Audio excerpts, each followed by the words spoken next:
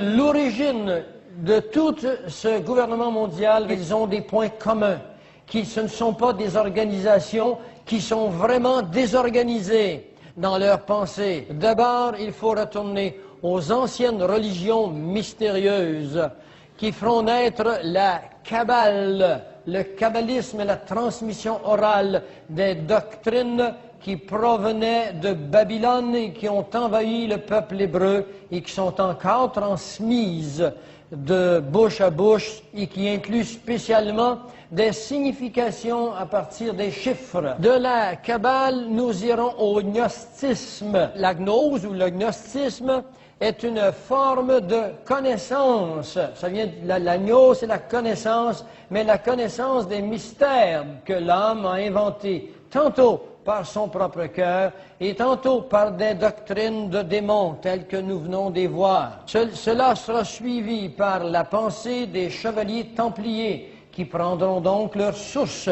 à partir d'en haut. Les chevaliers templiers engendreront les Rose-Croix. Les Rose-Croix créeront la maçonnerie internationale et les Illuminati.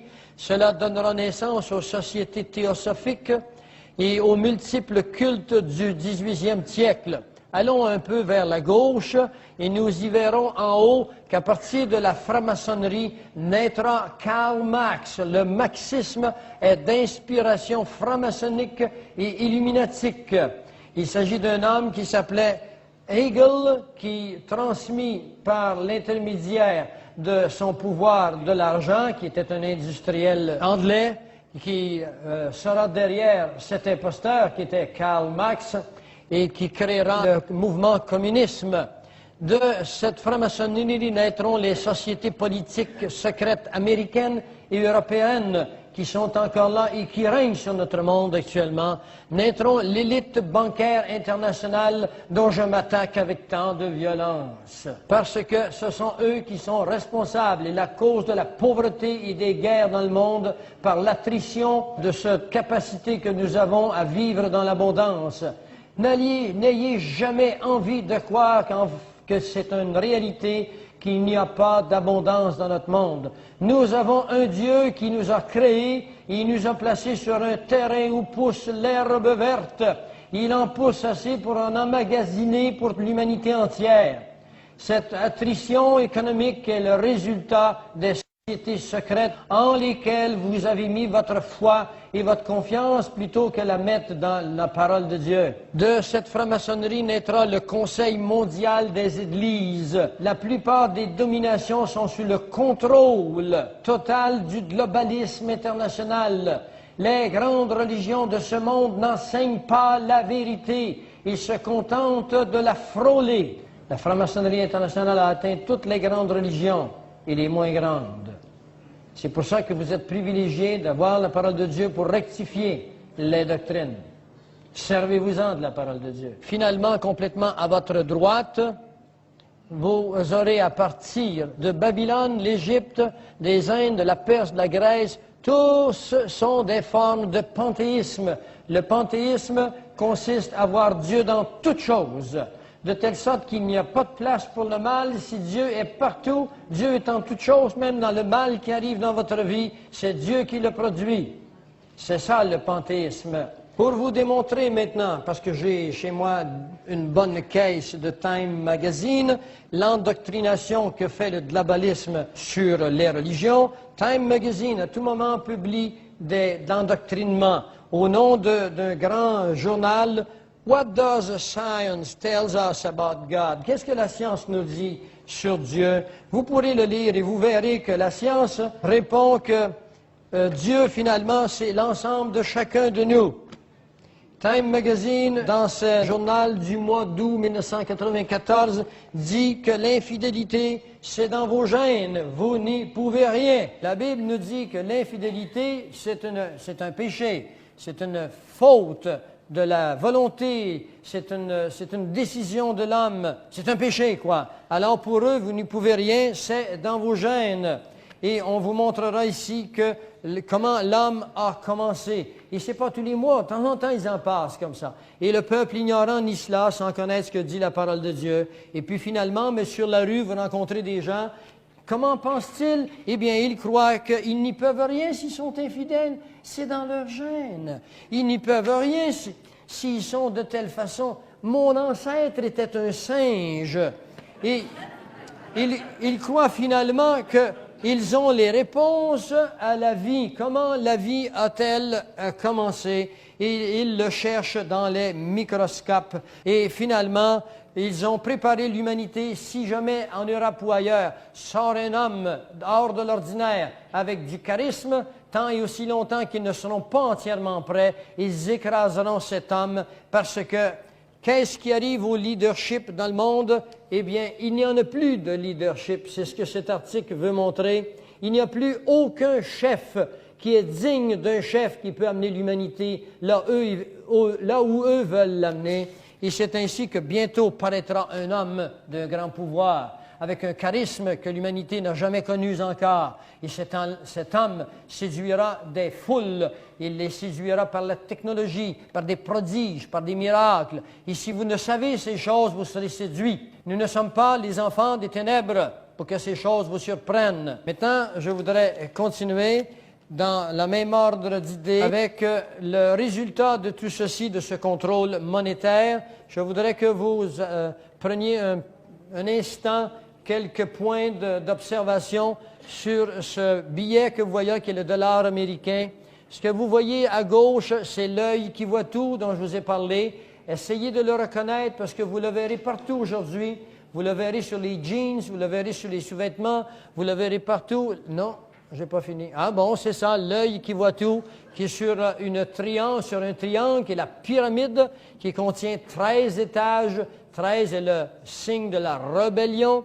Et en dessous, vous verrez MD, CC, LXX, V1, ce sont des codes, ce sont des signes romains qui veut dire 1776.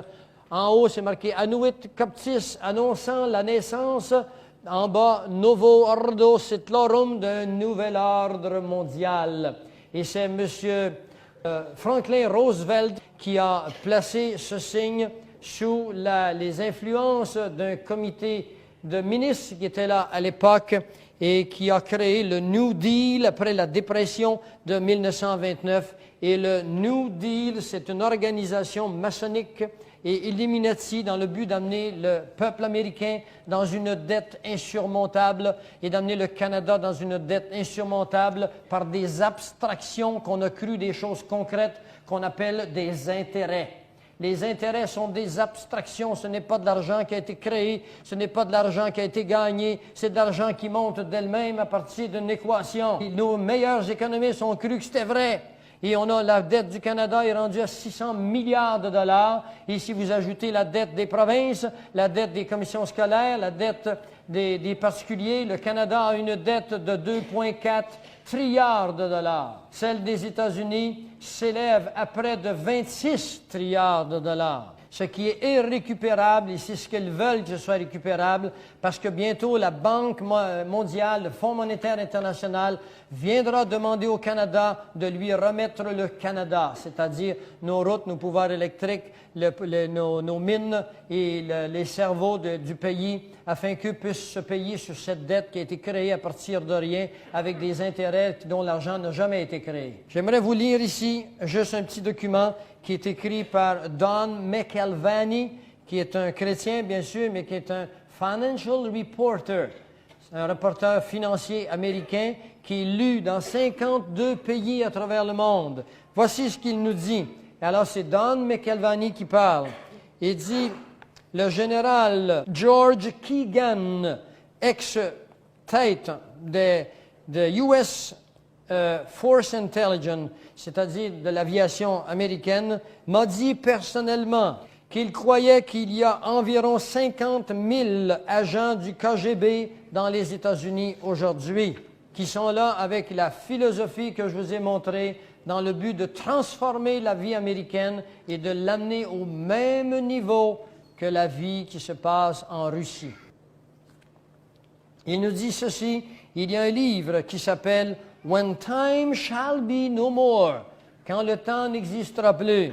Prophecy Belief in Modern American Culture, les prophéties, les croyances prophétiques dans la culture américaine par Paul Boyer. Il nous dit ceci. Paul Boyer blâme les chrétiens pour être les responsables de la guerre froide, de la course aux armements, des crimes dans la rue, de l'abus des enfants, de l'homophobie, l'homophobia, la peur des hommes, la peur des gouvernements humains, si vous voulez. Moi, j'en suis un, moi. J'ai de l'homophobie. J'ai peur de mes gouvernements. Je parlais avec quelqu'un hier qui était très proche de moi, qui me disait « Gouvernement, c'est nous! » Ben, j'ai dit « Viens ici, on va s'asseoir, on va se parler, toi. » Des gens intelligents que je connais et que j'aime, qui n'ont plus aucun jugement. Leur cerveau a été lavé complètement. Responsables de la pauvreté et de virtuellement tous les problèmes et les maladies de ce pays. Il parle des États-Unis. En essence, ce livre réclame que les chrétiens fondamentalistes, c'est moi ça, sont très, très dangereux pour notre société. Alors voilà. Maintenant, je voudrais vous parler et vous expliquer que la technologie a été placée sous les ordres de ceux-là qui, avec nos taxes, sont en train de monter contre vous et contre moi une conspiration irréversible. Je voudrais vous amener dans un verset qui se trouve dans Isaïe 46, les versets 9 et 10. Il est marqué ceci. « Souvenez-vous de ce qui s'est passé dès des temps anciens. Car je suis Dieu, et il n'y en a point d'autre. Je suis Dieu, et nul n'est semblable à moi. » Et au verset 10, il dit, « J'annonce dès le commencement ce qui doit arriver, et longtemps d'avance ce qui n'est pas encore accompli. Je dis, mes arrêts subsisteront, et j'exécuterai ma volonté. C'est moi qui appelle de l'Orient un oiseau de proie, d'une terre lointaine un homme pour accomplir mes desseins. » Alors voilà ce que Dieu est en train de nous dire, c'est qu'il a annoncé d'avance ce qui était pour arriver. Et si vous ne me croyez pas, allez vous acheter des livres d'histoire, lisez la prophétie et regardez ce qui est arrivé dans le passé. Et tout s'est réalisé au jour, à l'heure. Il y a 300 prophéties majeures dans l'Ancien Testament sur la fin des temps. Nous achevons de les réaliser. Alice Bailey, qui est bien sûr une nouvelle-âgiste, qui était de l'école de la théosophie, nous dira ceci, c'est qu'elle a eu un jour une vision, elle a eu un jour une rencontre avec un esprit qui s'appelait Dul Kul, qui s'appelait Jwal Kul. J'avais de la misère un peu avec mon hindou. Jwal Kul. Et Jwal Kul lui a montré exactement ce qui allait arriver à la fin des temps, comment la hiérarchie des esprits allait bientôt s'emparer du monde entier. Alice Bailey nous prophétisera ces choses qui viennent du monde des esprits, et ces choses sont entièrement correspondantes avec ce qu'un homme qui est le grand prêtre de la franc-maçonnerie internationale, qui s'appelle Albert Pike, nous décrira dans son livre des dogmes et morales de la franc-maçonnerie. Et ces choses se sont réalisées aux dates précises, incluant la guerre 14-17, la guerre 39-45 et celle qui vient sur le monde actuellement. Aleister Crowley, que la reine Élisabeth qualifiera du plus grand sorcier que l'Angleterre n'ait jamais connu, nous dit qu'un jour il fit la rencontre de Horus. Horus, c'est le roi Soleil, le grand esprit Soleil, que de grands événements arriveraient à partir de 1993 et qu'il y aurait beaucoup de sang versé dans les années 40. Eh bien, je voudrais que vous sachiez que ces événements sont arrivés dans les années 40, la guerre 39-45, mais il lui dira qu'après les années 93 commencera une période irréversible de troubles dans le monde qui aboutiront à l'abandon total de toute organisation sociale, vers la guerre la plus affreuse que l'humanité n'ait connue. Et ça a été révélé à Aleister Crowley, qui se déclarera le plus grand maçon au monde. Le groupe Rockefeller auront un grand party en 1999, je vous en ai parlé tantôt, et cette société s'appelle The Millennium Society. Les résultats de tout ce globalisme de notre société, c'est qu'il y a un plan des Illuminati, Et ce plan se fait à travers un réseau d'hommes, à travers les gouvernements, les religions, la politique, et nous sommes tenus en échec par le système monétaire. Attendez-vous que les impôts vont encore augmenter, parce que les gouvernements seront encore obligés de faire des coupures, parce que les gouvernements sont obligés de prendre leur argent dans des banques privées, anticonstitutionnelles. Les banques privées prennent leur argent nulle part, le prêtent à nos gouvernements, et vous et moi sommes obligés de le remettre avec des intérêts à partir des contrats qu'ils ont créés sans votre permission. Parce que selon la Magna Carta, selon le British Common Law et selon la Constitution canadienne, quand vous entrez en contrat avec quelqu'un, vous devez en connaître tous les alinéas de ce contrat. Vous n'avez pas signé en pleine connaissance de cause. Et nous sommes pris à remettre des dettes immenses. Et quand nous arriverons en l'an 2005, si vous étiez encore là, où l'argent que l'on prendra des contribuables, leur laissant uniquement le dollar nécessaire pour s'acheter du lait et du pain, parce qu'on aura besoin à ce moment-là, par l'accumulation de la dette, l'ensemble total de vos revenus, et ces revenus ne suffiront plus à payer les intérêts, eh bien, quand on arrivera à ce point-là, ce sera évidemment impossible de continuer à fonctionner. Le pire que nous pouvons aller, c'est l'an 2005, selon les mathématiques des meilleurs comptables. Mais je voudrais que vous sachiez qu'eux n'attendront pas jusqu'à ce moment-là. Il y a un contrat qui se signe à tous les 10 ans avec les banques. Et cette année, le contrat a été signé en 1992 pour 5 ans. Ajoutez 92 plus 5, ça donne 1997. Et j'ai, moi, ces documents que nous vous mettrons dans la cassette. Ce qui veut dire qu'il y a un plan et qu'il y a un réseau pour exécuter ces plans. La participation, par exemple, tripartite de l'islam, des Juifs et des chrétiens à Jérusalem sous l'auspice du faux sionisme international. En 1994, David Rockefeller déclare qu'il y a une fenêtre d'opportunité pour l'Union internationale, mais que des forces sont déjà à l'œuvre pour la destruction de cette unité. Et ce sont les avocats des ethnies nationales. Qui sont les avocats de l'ethnie nationale? Eh bien, j'espère que vous et moi sommes ces avocats, que vous croyez encore que le Canada est un pays qui doit être respecté avec sa constitution et sa politique. N'ayez pas peur d'aller vous acheter des constitutions canadiennes. Il n'y a jamais eu quelque chose d'aussi bien fait que la constitution canadienne. Et si vous étudiez la constitution canadienne, vous n'aurez au plus aucun intérêt à ce qu'on se sépare.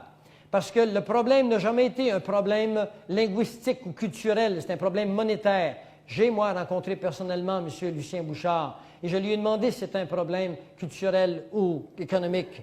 Et Luc Gagné, qui est là, était avec moi et il me dira lui-même que c'est un problème économique. Il faudrait que vous sachiez que le Canada a dans la Constitution la possibilité de se pourvoir de tous les argents que nous avons besoin. C'est sa responsabilité. Alors, ces avocats-là, ce sont nous. Maintenant, si vous allez dans Apocalypse 13 au verset 17, vous aurez la confirmation de cela, parce que ces hommes qui savent que ceux qui attaquent le mouvement de globalisme sont ceux qui ont la lumière. Mais ils ont préparé des plans pour vous et pour moi, et les plans sont les suivants. Apocalypse 13, le verset 7 nous dit, « Il lui fut donné de faire la guerre aux saints. » Et là, il y a une virgule. Il est marqué « et de les vaincre ». Cela veut dire que les croyants, durant cette période où le gouvernement mondial prendra autorité sur toute langue, toute tribu, toute nation, tel que vous le trouverez dans Daniel 7 au verset 23, eh bien, lorsque ce gouvernement arrivera au pouvoir, les gens qui seront là seront vaincus et seront mis à mort. Mais je vais vous montrer tantôt comment ne pas être mis à mort et comment ne pas être vaincu. Aux États-Unis, les forces de l'armée sont remises aux Nations unies, les forces des réserves militaires sont remises aux États-Unis, et je vous l'ai dit tantôt, on a créé des camps de concentration afin d'amener les defectors. Les défecteurs, ce sont tous ceux-là qui ne voudront pas se conformer pour être reprogrammés et être mis à mort s'ils sont non programmables. Madame Reno a demandé au Congrès américain qu'on lui donne 2500 soldats ou 2500 commandos spécialisés pour sa protection personnelle et puis pour exécuter ses ordres. Madame Reno est en charge du département de la justice. C'est elle qui a permis que la branche davidienne soit exécutée. La plupart d'entre vous croyez que David Koresh a arbitrairement mis feu au complexe en tuant 17 enfants et 85 personnes. Vous vous trompez, mes amis. C'est l'armée américaine qui, avec ses bulldozers, a fait rentrer du gaz, du Népal à l'intérieur de la bâtisse et qu'ils ont mis eux-mêmes le feu. Il y avait sur le toit de cette bâtisse des hommes qui étaient les bodyguards d'un homme qui s'appelle Bill Clinton. Ils ont été tués dans l'avion, ces deux hommes-là, faisant croire qu'ils ont été tués par la branche davidienne à l'intérieur parce qu'ils en savaient trop sur le passé de M. Clinton. Maintenant, écoutez bien ceci. Le KGB, le 4 juillet 1994, le KGB et le FBI américain se sont fait un party et sont devenus une seule et même organisation. Si ça ne vous fait pas sursauter, c'est parce que là, vous avez perdu les notions de nationalité. Vous avez perdu les notions de morale. Vous avez perdu les notions d'un peuple qui pensait, qui pensait selon la parole de Dieu. Un homme du nom de Sergio Stapashin déclarera ceci. Il déclara que maintenant, les agents du FBI se promènent librement dans les cachettes du FBI et que le KGB en fait autant aux États-Unis. Pourquoi? Parce que, dit-il, nous avons maintenant des buts en commun et nous sommes, dit-il, animés par des mêmes objectifs.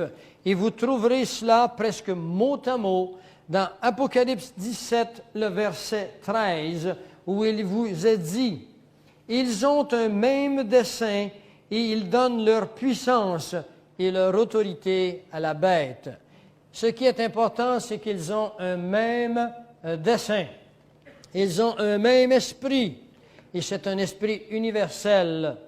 Il existe maintenant aux États-Unis un super ordinateur qui s'appelle le nouveau B666. C'est un programme de contrôle humain par toutes les forces policières américaines. Et il a un nom particulier. Son nom, c'est Lucid. Lucid vient du mot Lucifer. Et il possède dans cet ordinateur une carte biométrique universelle. Et dans cette carte biométrique apparaîtra votre ADN, vos empreintes digitales, l'empreinte de vos orteils. L'iris sera pris en photographie. Tout sera là. Et sur ce programme, il y a de la place pour 2000 pages d'informations sur votre cas. Dans un Popular Mechanic aux États-Unis, ce qu'on a publié au mois de mai, on parle de satellites espions qui ne sont pas là pour regarder si les nuages vont bientôt éclore et laisser verser leurs eaux sur l'Arizona ou bien sur le Saguenay. Il est là, ce satellite, dans le but d'espionner tout ce qui se passe à la surface du globe, voir les déplacements même des armées. C'est ainsi qu'on savait qu'il y avait des problèmes qui se passaient avec les Kurdes et avec M. Saddam Hussein. Il existe aux États-Unis un téléviseur qui s'appelle Interactive Bidirectional Optic TV. Téléviseur bidirectionnel interactif. Les compagnies ont reçu des ordres du gouvernement de placer dans des appareils télévisés, dans des téléviseurs, des appareils qui permettent au gouvernement de voir ce qui se passe dans votre chambre à coucher lorsque la télévision est dans votre chambre à coucher. En d'autres mots, quand vous regardez la télévision, vous voyez l'image, mais selon le contrôle du gouvernement, celui-ci peut voir en même temps ce qui est devant vous. Internet est maintenant sous le contrôle du gouvernement américain et en 1980, à la fin des années 96, Internet sera contrôlé par le gouvernement américain. Il existe un bill qui est cédulé pour passer. Il n'est pas passé, mais il passera en 1998. Et ce bill s'appelle Privacy Telephone Act. Et dans le Privacy Telephone Act, 1 500 000 téléphones par jour seront écoutés à volonté du gouvernement. Dans un journal américain, on a un article intitulé « Terrorists go nuclear ».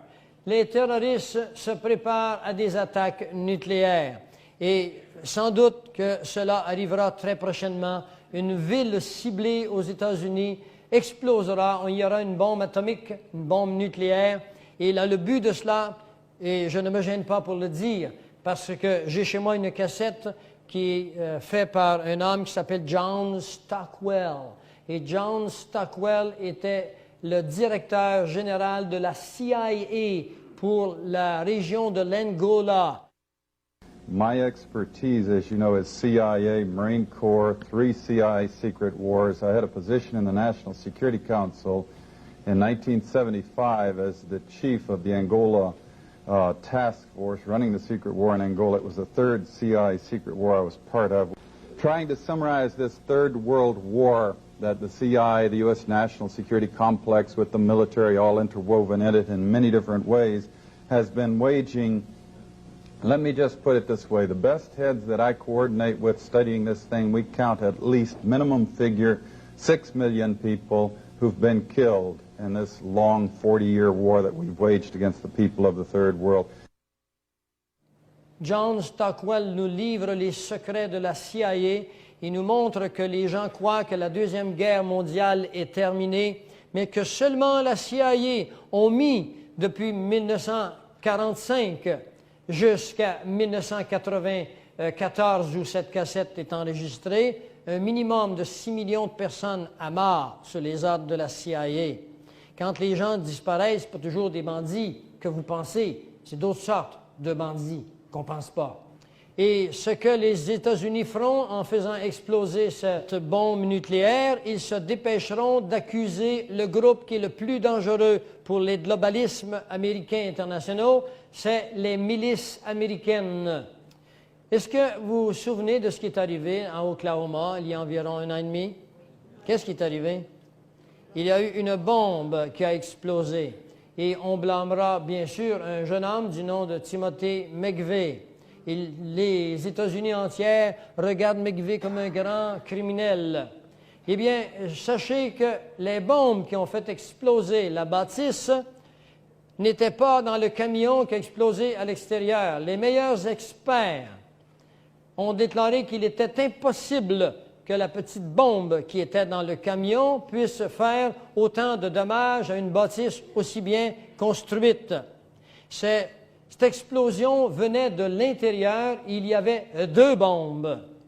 Et ces bombes étaient cédulées arriver en même temps que celles du camion, mais Dieu merci, elles n'ont pas eu lieu tout à fait en même temps. Elles ont eu lieu à 4 secondes de différence.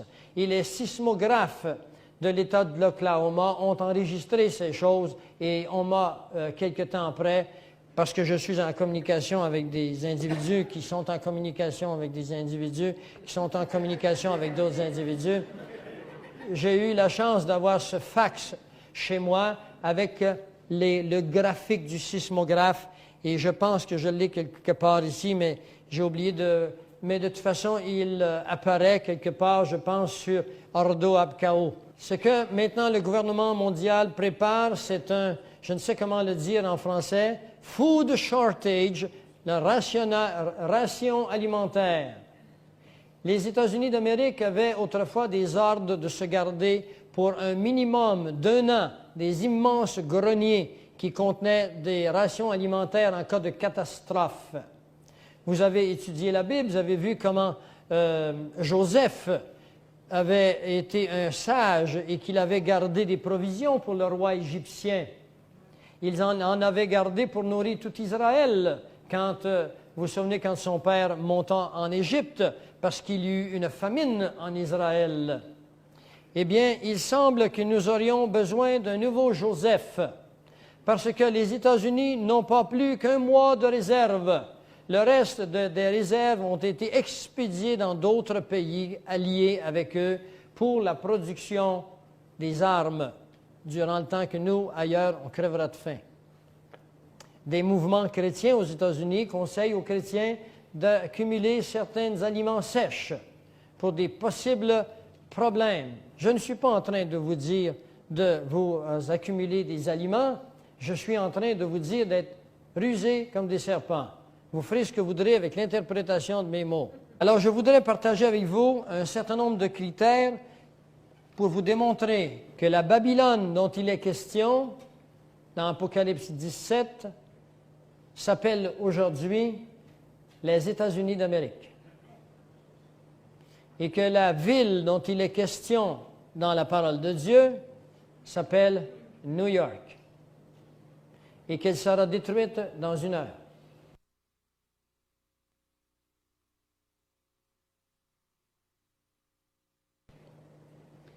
Voici un certain nombre de critères.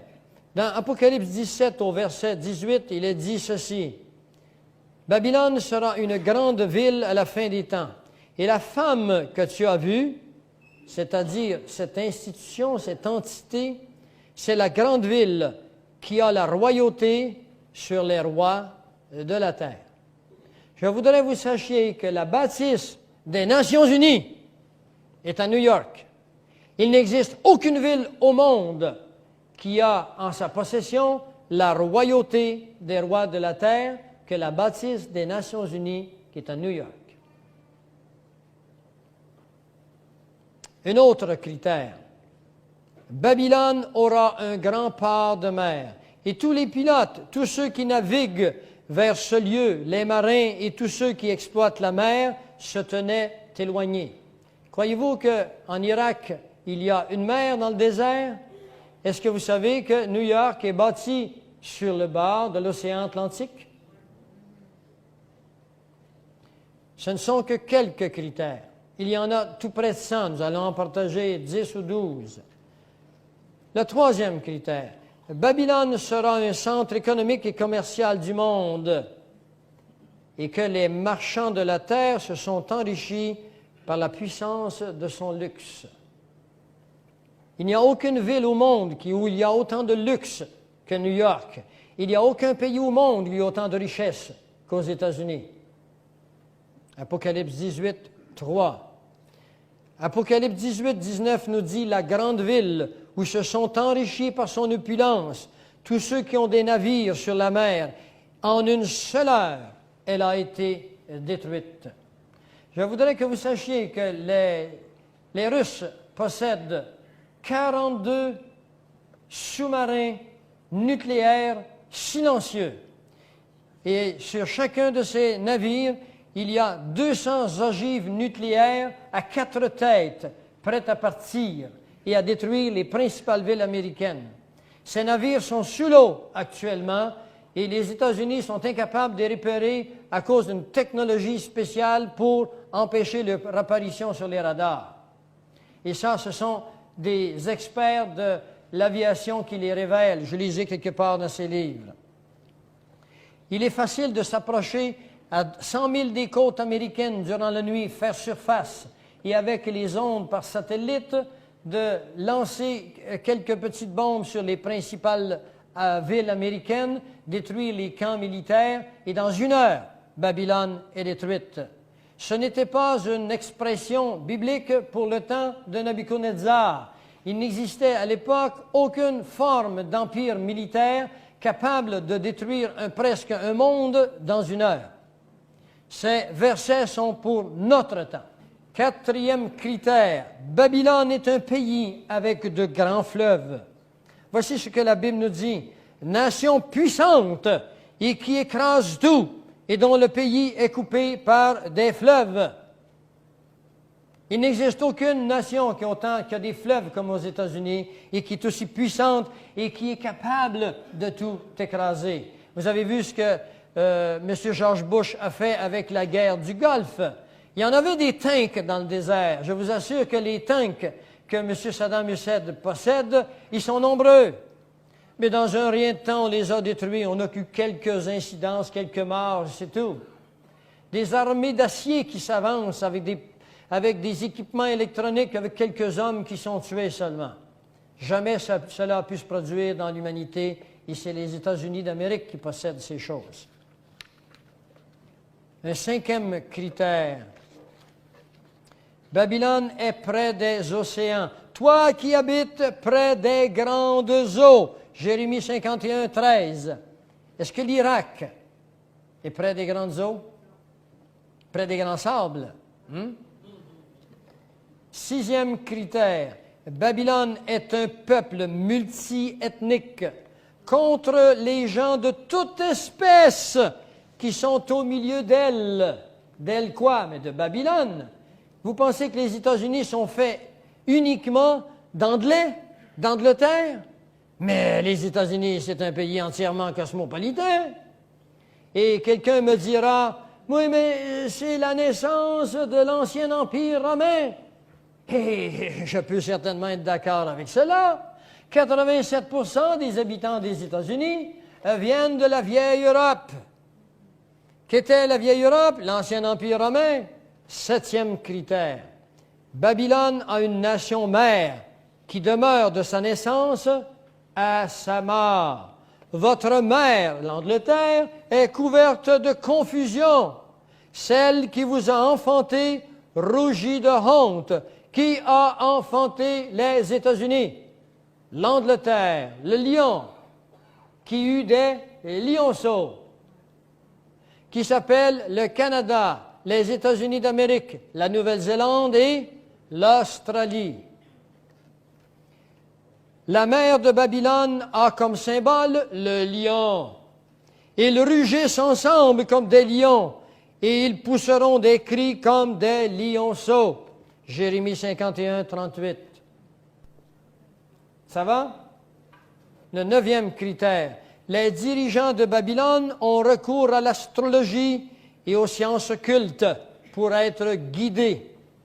Tu t'es fatigué de force de consulter, à force de consulter. Qu'ils se lèvent donc ceux qui te sauvent, ceux qui observent les astres, qui annoncent d'après les nouvelles lunes ce qui doit arriver. Isaïe 47, verset 13. Est-ce que vous savez qu'à la bâtisse des Nations Unies, au dernier étage, il y a une chambre, et dans cette chambre, il y a 10 sièges. Est-ce que vous savez que le Club de Rome a divisé le monde en 10 biorégions? Est-ce que vous savez que l'ancienne Atlantide était composée de 10 biorégions? Est-ce que vous savez que l'Atlantide avait la même philosophie que les globalistes aujourd'hui, dont les racines sont les mêmes, Lucifer? Est-ce que vous savez qu'il existe dans cette chambre aux Nations Unies un œil qui voit tout? Il existe un hôtel où ces gens entreront en communication avec leur Dieu, qui est le Dieu Baal, le Dieu entièrement païen.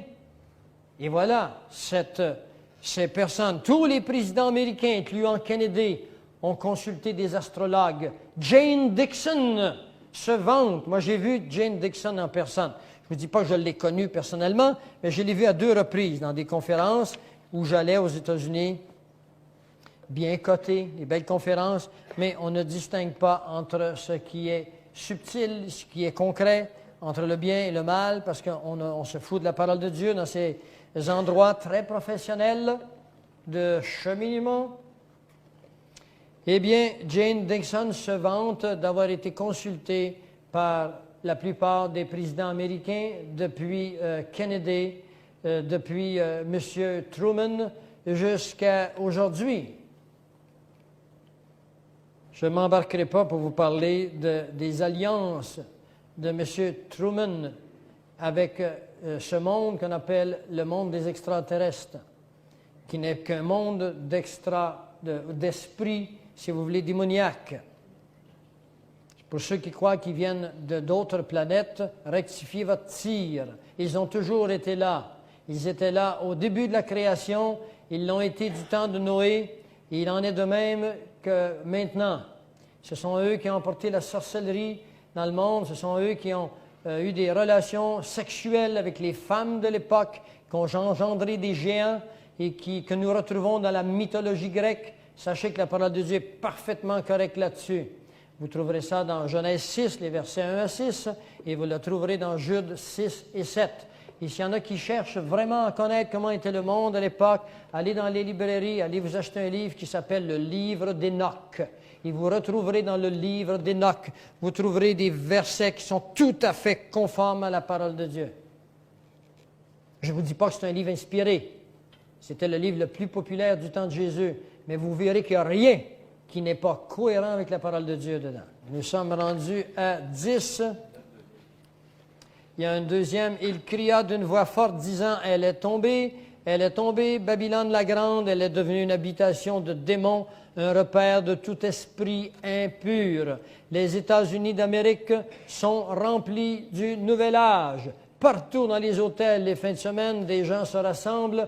Il y a des millions de personnes qui ont donné leur vie à des mouvements quelconques qui leur apprennent qu'ils sont des dieux, que nous sommes le fruit de l'évolution, et que par la méditation, ils vont, par l'élimination, devenir des dieux, qu'ils vont changer, qu'ils vont faire venir des esprits sur terre et qu'ils vont changer l'homme d'aujourd'hui pour faire un nouvel homme.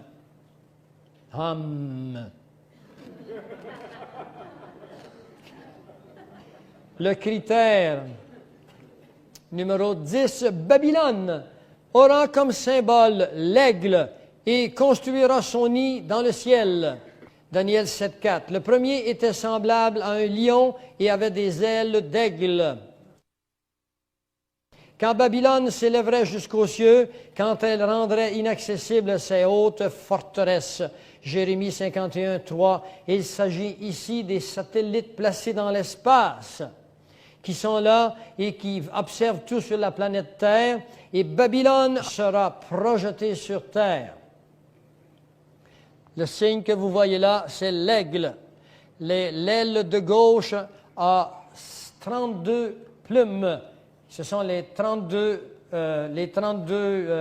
premiers degrés de la franc-maçonnerie, alors que l'aigle de droite en a 33. Ce sont les derniers degrés de la franc-maçonnerie qui contient 33 degrés.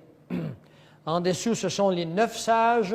La queue est composée de 9 plumes qui sont les 9 sages qui pensent et qui dirigent la direction du gouvernement mondial. Et il y a beaucoup d'autres informations. Je n'ai pas le temps ce soir de vous donner cela, mais tout ceci du symbolisme qui, sous nos yeux, depuis 1932, avec le New Deal qui nous appauvrit d'une année à l'autre, et ils ont placé leur symbole en pleine face. Et trop stupide, nous, on échange cet argent-là. Ah, c'est de l'argent américain, hein? Elle vaut cher, hein? Et nous sommes prisonniers de ce monde qui a été plus vigilant que nous. Nous nous sommes contentés d'enseigner le salut, pour en oublier le reste. Le critère numéro 11, Babylone aura un ennemi majeur au nord. Jérémie 53, car une nation monte contre elle du septentrion, elle réduira son pays en désert. Est-ce que vous croyez qu'au XVIIe siècle, une nation aussi puissante soit-elle pouvait, avec de la poudre à canon puis des boulets, puis des baïonnettes, puis des fusils à bois, réduire une nation en désert? Mes amis, il n'y a que la puissance atomique qui peut faire cela, la puissance nucléaire. Et Babylone, c'est les États-Unis, et elle sera réduite en poussière. Babylone aura un ennemi majeur au nord, et si vous prenez une map et vous regardez au nord du Canada, vous tombez immédiatement dans l'URSS. Voici un peuple vient du septentrion, une grande nation, et des rois puissants se lèvent des extrémités de la terre. L'ennemi de Babylone sera une fédération de nations, car voici, je vais susciter et faire monter contre Babylone une multitude de grandes nations du pays du septentrion. La Russie qui a été démantelée est désormais en train de se remanteler. Vous comprenez cela, vous? La Russie bientôt sera une grande coalition formée avec les musulmans. Un Russe sur 3 est islamique.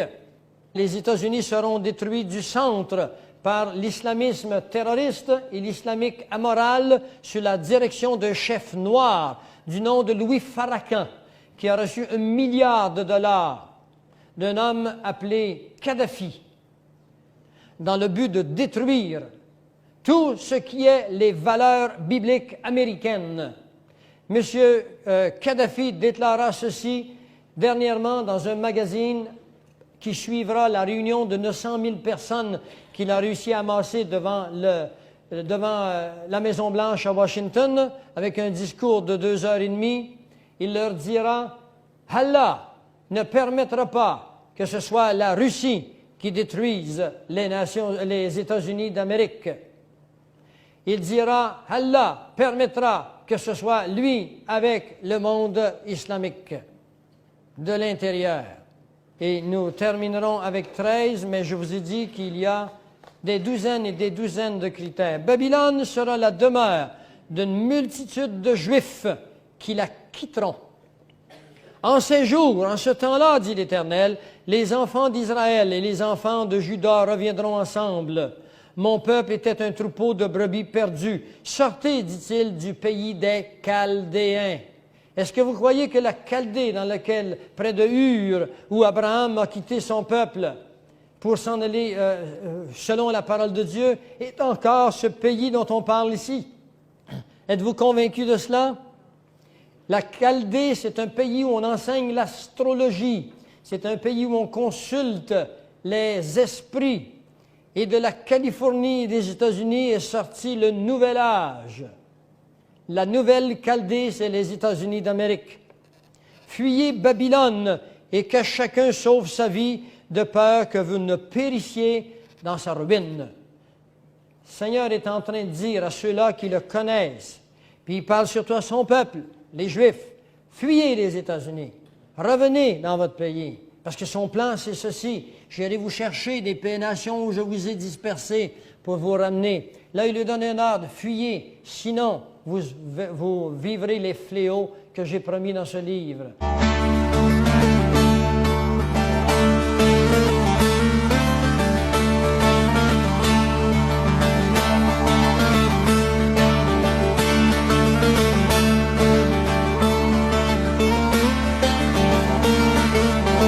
Lorsque commencera l'an 1000 qui vient après l'an 1000, chacun saura ce qui est en tous les lieux de la terre. On verra l'enfant dont les os percent la peau, celui dont les yeux sont couverts de mouches, et celui qu'on pourchasse comme un rat. Mais l'homme qui verra détournera la tête, car il ne se souciera que de lui. Lorsque commencera l'an 1000 qui vient après l'an 1000, les animaux que Noé a embarqués sur son arche ne seront plus entre les mains de l'homme que bêtes transformées selon sa volonté. Et qui se souciera de leur souffrance vivante? L'homme aura fait de chaque espèce ce qu'il aura voulu, et il en aura détruit d'innombrables. Que sera devenu l'homme qui aura changé les lois de la vie, qui aura fait d'animal vivant une motte de glaise? Sera-t-il l'égal de Dieu ou l'enfant du diable?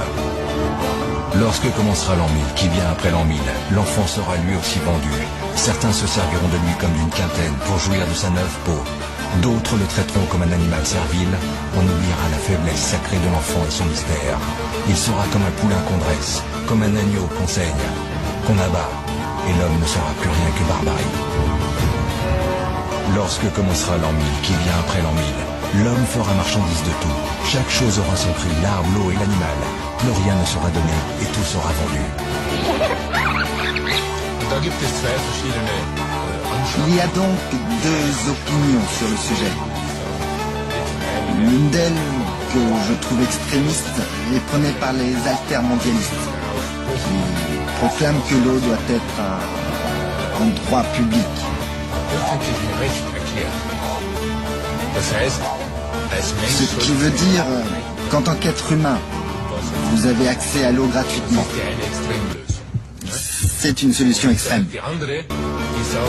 L'autre opinion dit que l'eau est une denrée comme une autre. Et comme toute autre denrée, elle doit avoir une valeur marchande.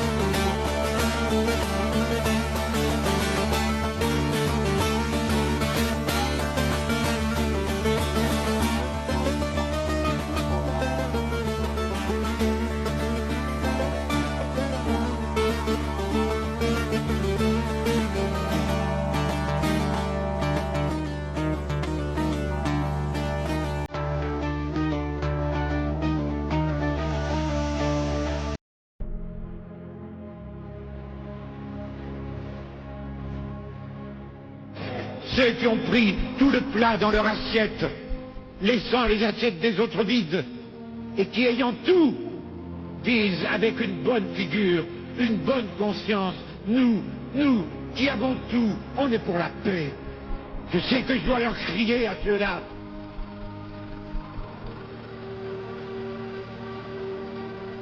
Les premiers violents, les provocateurs de toute violence, c'est vous. Et quand ce soir, dans vos belles maisons, vous allez embrasser vos petits-enfants, avec votre bonne conscience, au regard de Dieu, vous avez probablement plus de sang sur vos mains d'inconscients que n'en aura jamais le désespéré qui a pris des armes pour essayer de sortir de son désespoir, désespoir, désespoir.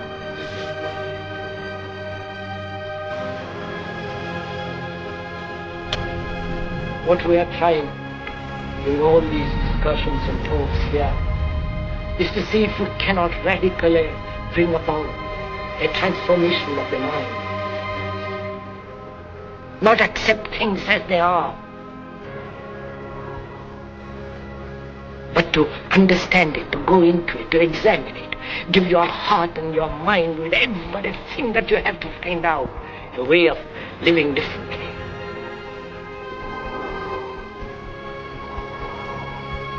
But that depends on you and not somebody else. Because in this there is no teacher, no pupil, there is no leader, there is no guru, there is no master, no savior. You yourself are the teacher and the pupil, you are the master, you are the guru, you are the leader. You are everything. And to understand is to transform what is.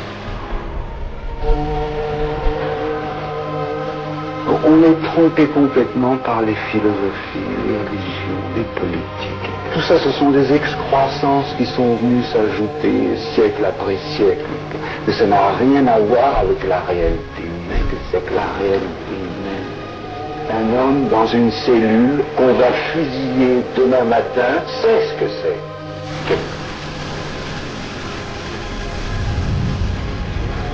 Moi, j'ai écouté beaucoup du matin des pas dans le couloir. Alors, quand on est là, seul, dans le noir, et qu'il y a les pas qui viennent, et qu'on frappe, et puis ça passe, c'est l'autre cellule. À ce moment-là, où est la philosophie? Où est la religion? Où est la famille? Où est l'amour? Où est toute cette grosse superficielle? Il n'y a plus rien. Il n'y a plus rien, mais il y a quelque chose qui est si puissamment doux, fort, étant, pour une fois, ça est. C'est ça la réalité humaine. Ça n'a pas de nom. Ça n'a pas de nom. Mais c'est une force. Et c'est d'une grande douceur, comme si tout d'un coup, tout vous glisse des mains. Et puis il reste on prend tout. Et qui n'est pas mièvre, qui est forte, qui regarde d'au-dessus toute cette comédie, toute cette tragédie, et qui tout d'un coup un regard comme d'ailleurs. Et ça, c'est l'homme. Et ça, personne ne peut toucher ça, personne. On peut vous fusiller, on peut vous torturer, mais ça ne bouge pas. Ça est. Et c'est ça, le chaînon évolutif. C'est ça qui fait qu'on passera ailleurs, dans une espèce moins tragique et moins ridicule. C'est cette réalité qui a la puissance de passer à la prochaine étape. C'est pas nos philosophies. Est-ce que la philosophie du poisson l'a jamais aidé à devenir un amphibien? Est-ce que la religion du dinosaure l'a jamais aidé à devenir un mammifère. Alors c'est rien de tout ce que nous connaissons qui nous aidera à traverser. C'est rien du tout. C'est pas Karl Marx, c'est pas le pape, c'est personne. C'est simplement cette chose qui est l'être pur de ce qu'on est, n'est-ce pas? Qui est comme le vrai battement de cœur.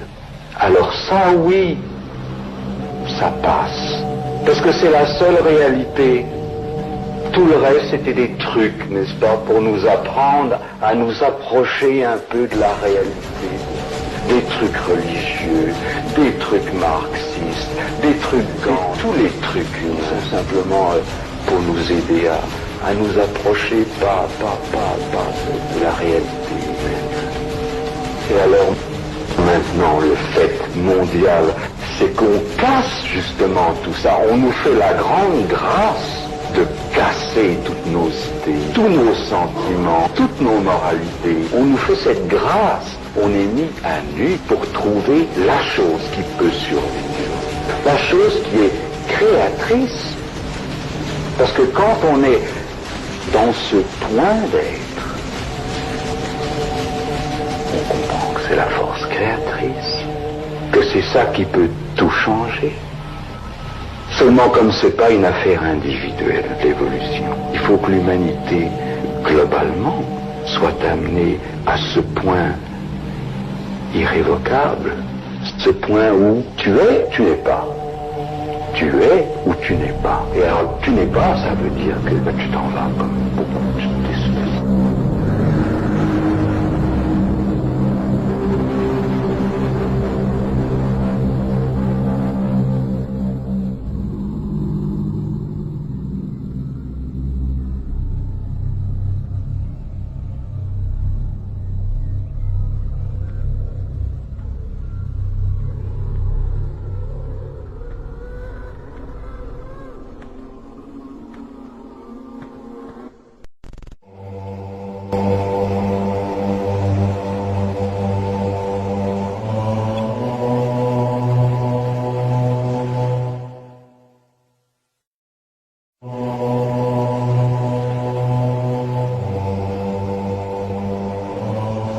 We've got some difficult days ahead. But it really doesn't matter with me now, because I've been to the mountaintop. I don't mind. Like anybody, I would like to live a long life. Longevity has its place.